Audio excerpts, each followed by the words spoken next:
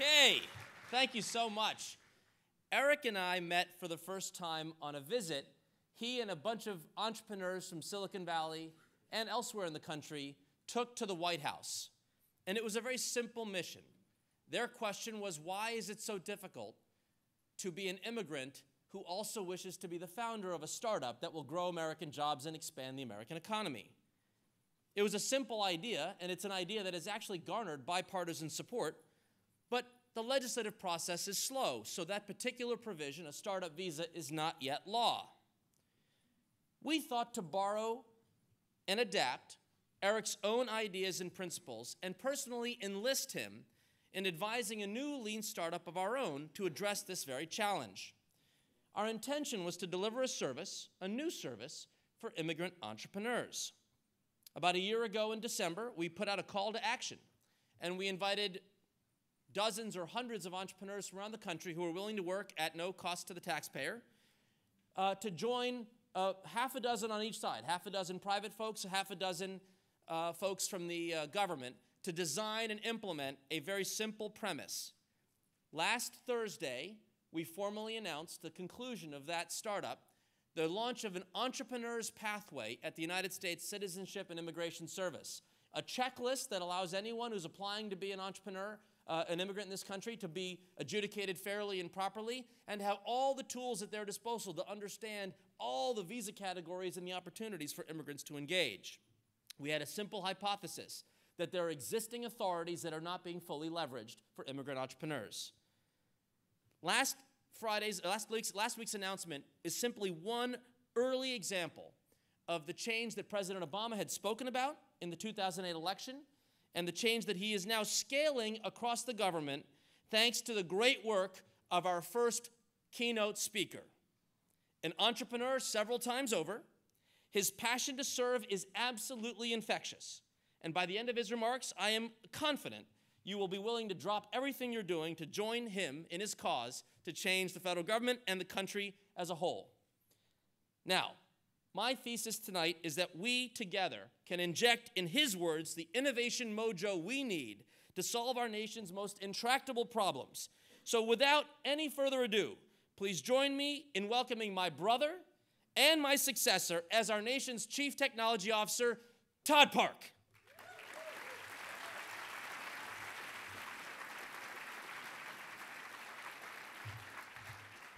Hello!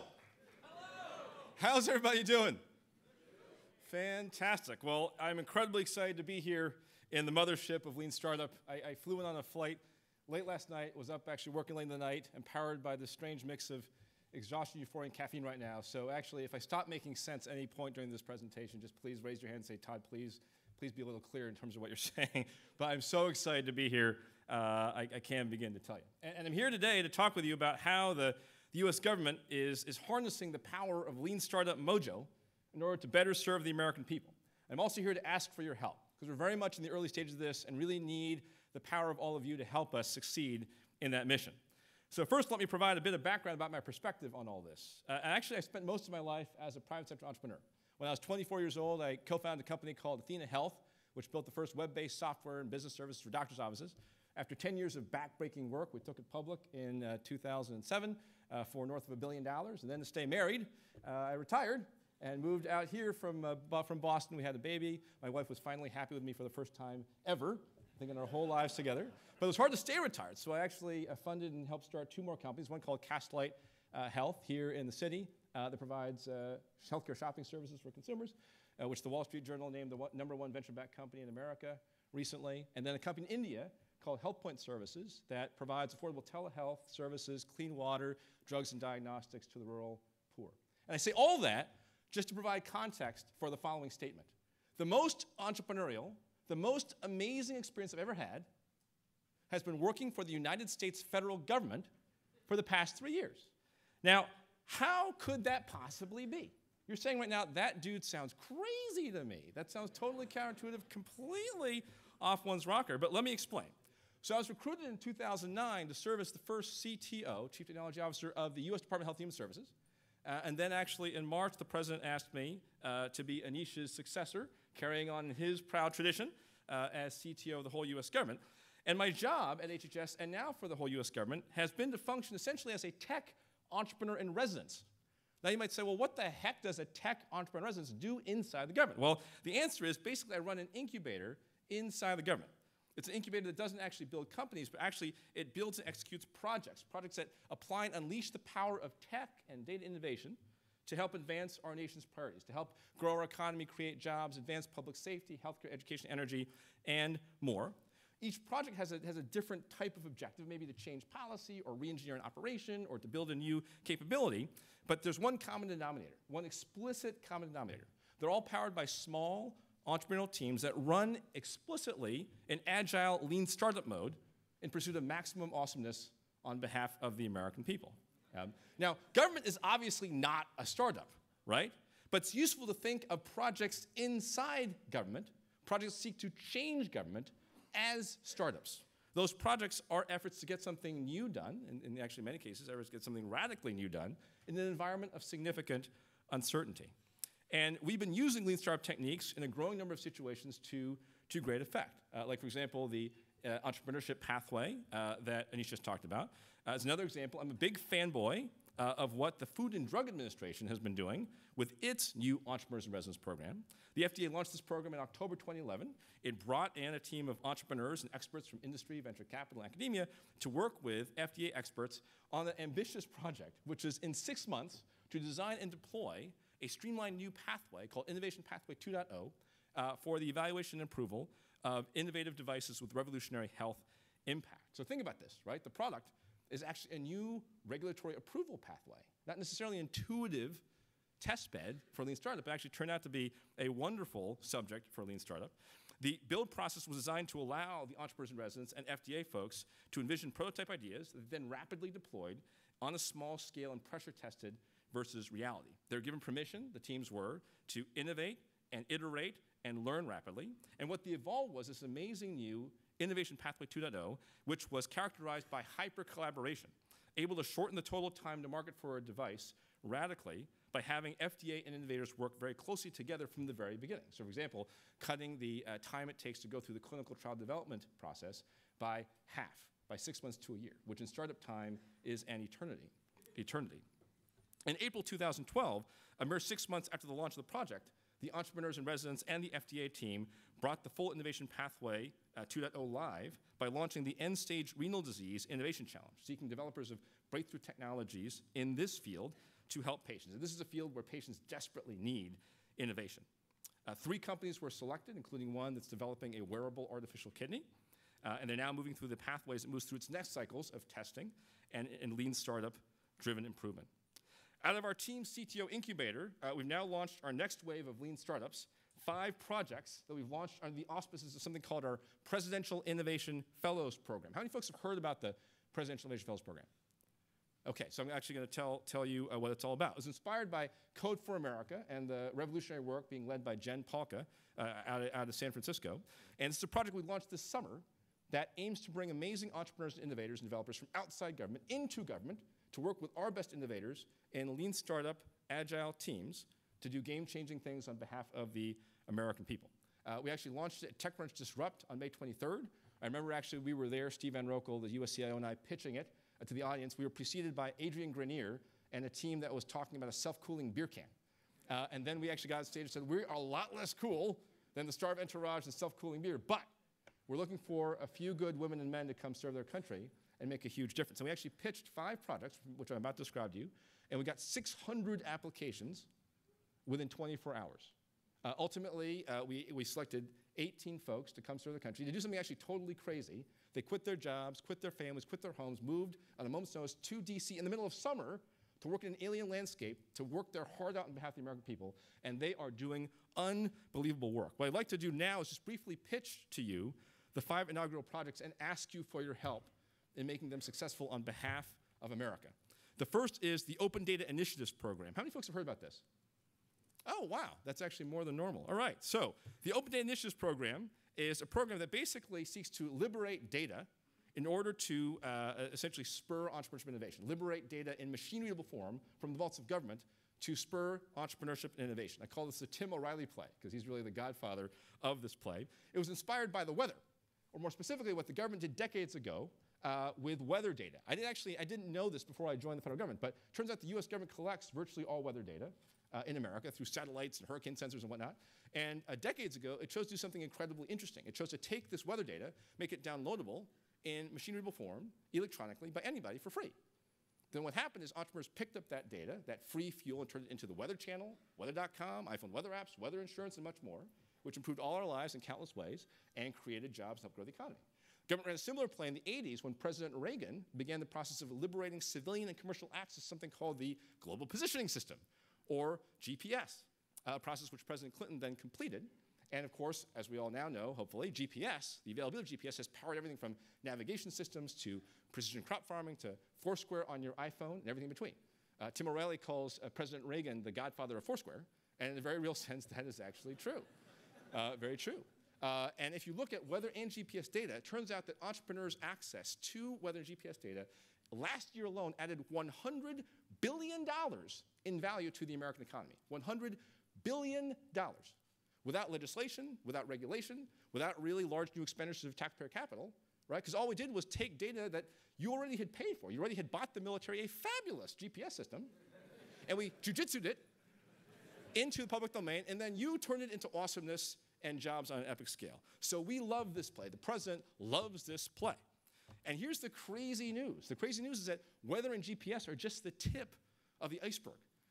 The way we describe this is that if you've seen Raiders of the Lost Ark, right? And you remember the last scene where Indiana Jones walks into the warehouse, the government warehouse of infinite size, right? With box after box after box piled up to the ceiling with treasures like the Ark of the Covenant inside.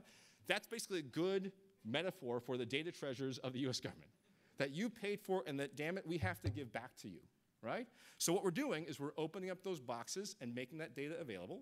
We're actually taking public data that's already out there but it's unusable to developers, that's in PDFs, websites, or whatnot, and turning it into APIs and bulk downloadable files. And then finally, we're trying to spread the word to entrepreneurs that this data exists. Data by itself is useless, right? I can't eat data. I can't feed my baby daughter data, right? I can't pour data on a wound and heal it. Data is only useful if you actually apply it. And so it needs appliers to actually produce value. So if entrepreneurs don't realize this data is there, value will not get created. So we're actually trying to spread the word that the government effectively is putting massive amounts of data out there for free that you've already paid for, that you can tap into, like a new national resource, to create awesomeness. So we are actually targeting a number of sectors, but in lean startup mode, we started with health. We started with a health data initiative that we launched while I was at HHS in 2010. And we began with a very small group of data sets about hospital and nursing home quality and patient satisfaction, about regional health performance stats. And we gathered a group of 45 entrepreneurs in a room, right? The customer is the entrepreneur, and said, what do you think? They were very, very skeptical when we brought them into the meeting. We kind of meekly put our data on the table and said, what do you think about this data that we've made available or could make available? They got very excited. 90 days later, they showed up at the first annual Health Data Palooza, thrown by the Institute of Medicine and by the US government, and showcased over 20 new apps or upgraded apps and services they had built using our data, which was very, very exciting. Apps that can help patients, doctors, and others improve health and healthcare. The Data Palooza had two impacts. It actually inspired more entrepreneurs to innovate on the data. It inspired our government data owners to release more data because they could see what entrepreneurs could do with it. We began to move in rapidly iterating cycles. We liberated new data, made existing public data machine readable, and experimented with all kinds of ways to spread the word to entrepreneurs about the data through hackathons, meetups, and more. As the pool of free data expanded in everything from healthcare provider quality to the latest information on medications from the FDA or the latest scientific knowledge from the National Institutes of Health, we rendered it in machine-readable form, spread the word about, and more entrepreneurs built more exciting stuff on it, giving us incredibly valuable feedback about which data was most helpful and how to make it more usable so more awesomeness would result. Fast forward just 2 years later, as we iterate through these cycles, the Institute of Medicine, Robert Wood Johnson Foundation, HHS, in June of this year, hosted the 2012 Health Data Palooza. This time it was 1,600 entrepreneurs and innovators packed into the Washington Convention Center over 2 days. 230 plus companies competed in an American Idol-style competition for the right to be one of 100 that would actually present to the Data Palooza attendees. Many of these companies were started in the last 2 years. Their products help patients find the best doctor or hospital for them, or help doctors have access to the best medical evidence at the point of care, help employers promote health and wellness, and much, much, much more. And they're high-growth companies creating good American jobs while improving healthcare all at the same time, without regulation, without legislation, and without new expenditure of significant taxpayer capital.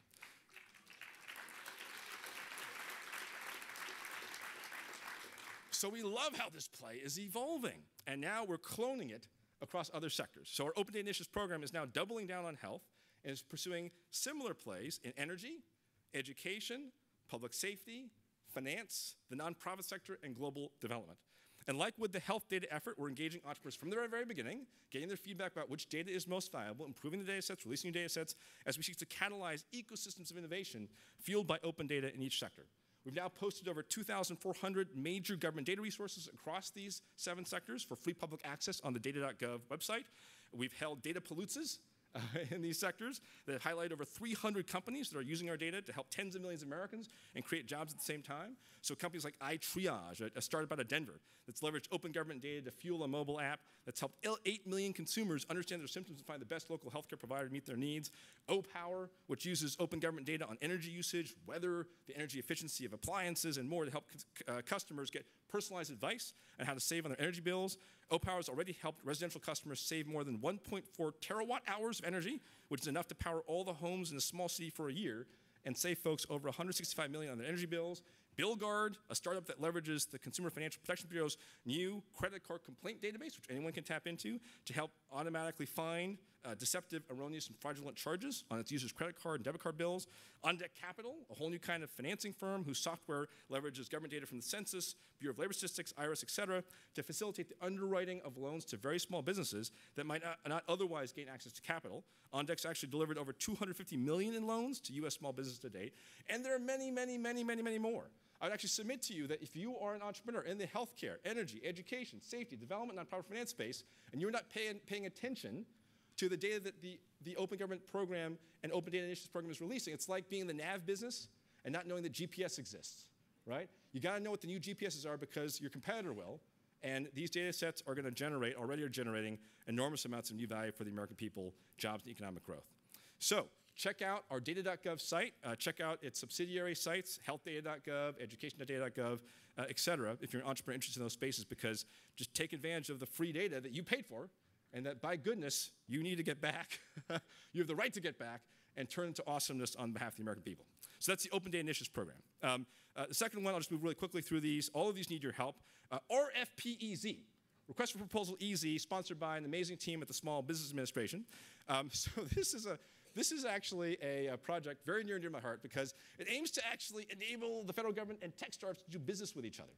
How many folks here have ever tried to sell anything to the US federal government? Yeah, so you probably got slapped by your VC saying never do that again, right? Because it's too much red tape, too much pain, just don't go there. Like when I was a startup guy, I was explicitly instructed by my board, do not go talk to the VA. Don't even think about it, right? Because it's just not worth it. Well, this is a problem. Why is this a problem? Because we spend $80 billion a year on IT. If our tech startups can't actually access that market, that's a big problem. Secondly, right, it's actually maybe even a bigger problem that we can't access the tech startups. Because that $80 billion should probably be a lot lower. If we could just buy the same stuff that I was able to buy in the private sector, right? Now sitting in the public sector, if we could buy the same stuff, we'd actually get a bigger bang for taxpayer buck. So RFP EZ has built at the speed of light, starting in August, an online marketplace and platform that evaporates the vast bulk of the red tape associated with tech startups actually selling to the US government. It's all actually out on GitHub. It's been built in a series of modules on GitHub. Actually, in an amazing evolving story, 5 American cities have already picked up the code from GitHub and plan to deploy RFP EZ in their own environments, leading to a double helix of civic awesomeness at the federal and city level. The federal launch is imminent. We're launching with a set of beta projects for which we're looking for the best web development and professional service outfits in America to bid. If you are someone who rocks at tech professional development or web development, please actually follow RFP EZ on Twitter at @ProjectRFPEZ, @ProjectRFPEZ to hear when it goes live. And please consider selling your awesomeness to us.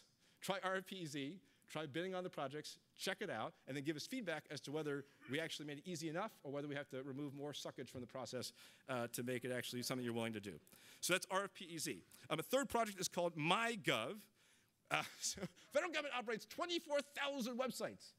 24,000 websites, okay? This is incomprehensible to the citizen because basically our web presence is organized how the government's organized, which is this vast, sprawling construct, right? And so it's not something that I would even remotely begin to describe as citizen-centric, as customer-centric. So MyGov has been tasked with reimagining this situation, and it's creating this amazing alpha platform to standardize how agencies interact with the public, focused around the citizens' needs, as opposed to actually making the citizen learn our bureaucracy to figure out where the information services are that could be helpful to them. So they launched a working prototype the week of Thanksgiving. They got out of the building. They did a whole bunch of work, actually iterated to a working prototype. They're taking an iterative approach, inviting more folks in, making changes based on feedback received, inviting more folks in, refining.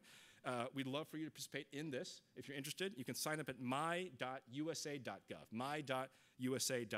Please help us, because we are definitely not the experts at consumer-centric experiences, but the presidential innovation fellows we brought in actually are, and they are driving the process in an incredibly cool way.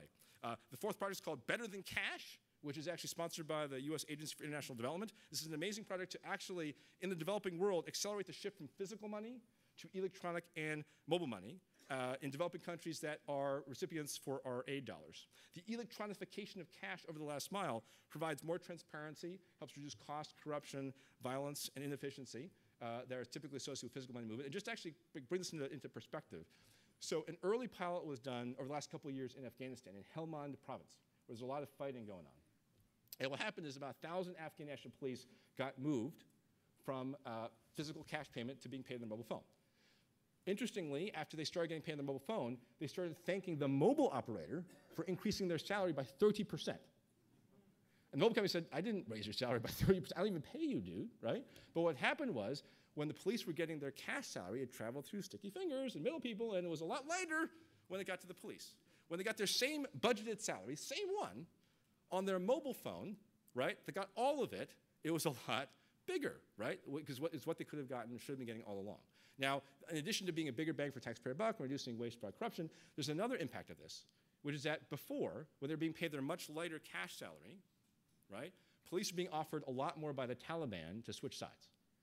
And when they started getting their actual full budgeted salary of the mobile phone, the Taliban found it very hard to compete. So on top of improved bang for taxpayer buck, right, electronification of money at the last mile in Helmand province means fewer Taliban and more police, which means more American women and men come home. So this is a big deal. So we're actually focusing it on two countries, Afghanistan and Indonesia. We're developing a mobile money ecosystem in Afghanistan, working with Afghan mobile operators, banks, et cetera, to drive salary payments over mobile for police folks, teachers, and others. We're on track to have 100,000 users by December. In Indonesia, we've developed a partnership with a large employer to roll out mobile money-based salary, bill payment, and financial literacy programs to help over 250,000 workers and contractors, which will be a catalyst for larger-scale adoption of electronic payment in Indonesia. The last project is Blue Button for America. This is an effort that originated at the Department of Veterans Affairs under the leadership of CTO Peter Levin, their entrepreneur in residence. VA actually runs a large healthcare system that cares for veterans, and very simply, Blue Button was the ability for any veteran to download a copy of their own personal health record securely in a way that protects their privacy, but enables them to have access to their own record. How many folks here actually have ever tried to get access to your own medical record? Was it a delightful, easy experience for you? Yeah, it typically is not, and that's a real problem. Well, Medicare adopted it after the VA had a lot of success. Department of Defense actually adopted it. And initially, I remember Peter was telling Secretary Shinseki of the VA, well, how many veterans do you think are interested in getting their own medical records? A copy of their own medical records electronically. Peter said, well, if this is a breakout hit, I think maybe 25,000 veterans might be interested, right?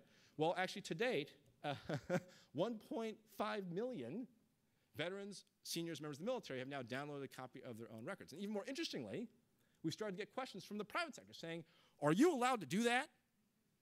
We said, well, what do you mean? They said, well, under HIPAA, the privacy law, right, are you allowed to give patients downloadable access electronically to their own health information?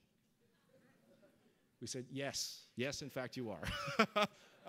So Blue Button for America is spreading the word that it is legal to give patients their own damn information, in the words of e-patient Dave, a famous patient advocate.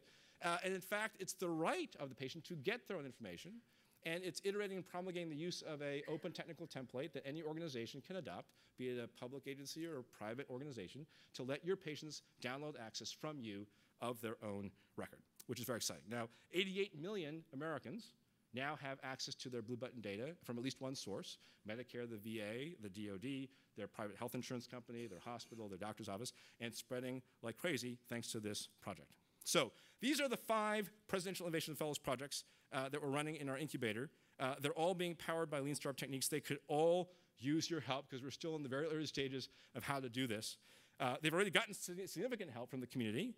Huge thanks to Eric, to Janice Fraser and Luxor, Trevor Owens and Grace Ng from Lean Startup Machine for doing hands-on workshops with our teams. Everyone here and everyone watching, I urge you to go to whitehouse.gov/innovationfellows if you're interested to learn more about the projects, get their Twitter handles, and follow them on Twitter. You can follow their work on GitHub. All their code's actually being published openly on GitHub. Check out a variety of additional ways you can get involved from GitHub. And the help is both to help the products themselves, but maybe even more importantly, right, by helping them become successful, to establish them as precedents, as inspirations for others across government to emulate. And if you have specific ideas that don't fit in any category, just email me directly. My email address is tpark, T-P-A-R-K, at a ridiculous email address, at ostp.eop.gov. We need a project to streamline our email addresses. tpark@ostp.eop.gov. If you've heard me speak before, then you know I have a protocol, which is if I don't get back to you within 72 hours, I read all my own email. If I don't get back to you within 3 days, then hit reply and put "you idiot," in the original subject matter, and actually search my Outlook by "you idiot," right, to actually figure out who to get back to. And of course, half of you have already realized there's a hack to this, which is if you put "you idiot" in the first email, you save yourself 3 days, right? But I'm completely serious, right? We need your help, right? We are not masters of Lean Startup yet, right? We are just Padawan apprentices, and we are trying our best to learn and absorb the wisdom as much as possible of the assembled community. But I'll tell you what, right? You know, if you're thinking about high leverage use of your time, right? Helping save the lives of American soldiers in Afghanistan, right? Helping entrepreneurs create good middle-class jobs everywhere across the country, helping veterans get access to their own health information from their public and private sector doctors, right? Helping the government save a ton of money by accessing the solutions a lot of you have built that you're unwilling to sell to us because we made it too painful, right? These are missions that do not suck, as they say. And with a very small amount of your time and expertise in your networks, you can actually help make a big difference on behalf of the public. So thank you so much for everything you've done to incubate and grow the flame of Lean Startup. Thank you for all the help you provide to date. Thank you even more for the help that you will provide. May the force continue to be with you and with all of us who are practicing Lean Startup and learning more about every single day. God bless you, and God bless the United States of America. Thanks so much for your time.